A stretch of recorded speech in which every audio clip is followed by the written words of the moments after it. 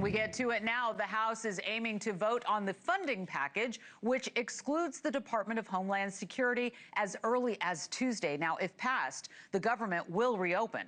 Senate Democrats demanding reforms to the agency and ICE, including ending those roving patrols, clear use of force standards, and having their masks off and body cameras on before approving any new DHS funding. Here's Trump weighing in. Well, we'll talk about it. It's not appropriate yet. We have to let a little time go by, but we'll talk about it. But, you know, we want, I got elected for law enforcement, for the border, for the economy, things I've done a great job with. So I fulfill so much. We'll have to talk about that over the next 3 or 4 days.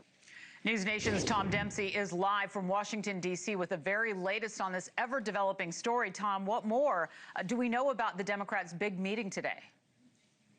Hey, Laura, good morning from D.C. Look, two sources tell NewsNation that House Democrats plan to hold a conference call later today to further talk about these ongoing negotiations regarding the Department of Homeland Security and ICE. We also know that over the weekend, House Speaker Mike Johnson held a phone call with House Minority Leader Hakeem Jeffries, where Jeffries made it clear that Democrats would not help Republicans fast-track the process getting the spending measure passed. Jeffries saying he and other Democrats want to see changes to ICE, like you just showed us, Laura, in the wake of the latest Minnesota shooting, including an end to roving patrols in cities and requiring ICE officers to take their masks off and turn body cameras on. It needs to be meaningful and it needs to be transformative.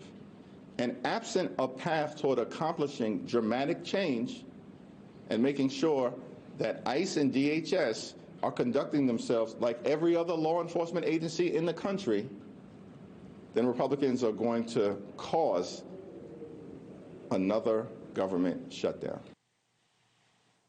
Now, here's the thing on the other side of this, Laura. The amount of support from House Republicans with those changes remains to be seen. Some of them describe ICE as being unfairly targeted right now. The conservative House Freedom Caucus already coming out saying, quote, "We are not going to let Chuck Schumer defund Homeland Security to protect criminal illegal aliens. One way or another, we'll make sure that ICE and other agencies get the funding they need." Tennessee Representative Andy Ogles adding, writing, quote, "I stand with the Freedom Caucus and will not bend when it comes to fully funding DHS, to funding sanctuary cities, and crushing the coordinated attacks on our federal agents." But with this partial government shutdown now in day 2, Laura, we expect the House to hold a vote on the full House floor on this government spending measure as soon as Tuesday. Laura?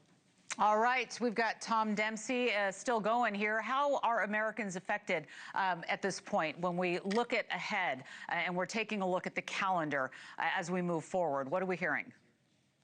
Yeah, so the big thing with this is if this partial government shutdown really drags on, if the House passes this on Tuesday, the effects will be minimal. But, you know, the possible impacts we're looking at are things like air traffic controllers and military members working without pay. For our viewers at home, when we talk about this partial government shutdown, obviously this is not the entire government. We're talking about the Departments of Homeland Security, as well as War, Labor, Health and Human Services, Education, and Transportation being impacted by all this. If this partial shutdown drags on, some Republicans say FEMA aid could be impacted as well. But also worth noting, too, that at the White House, the Office of Management and Budget says it believes the impacts from this partial government shutdown will be minimal if the shutdown does not drag on. And the director saying that he hopes this lapse in government funding will be short. Laura?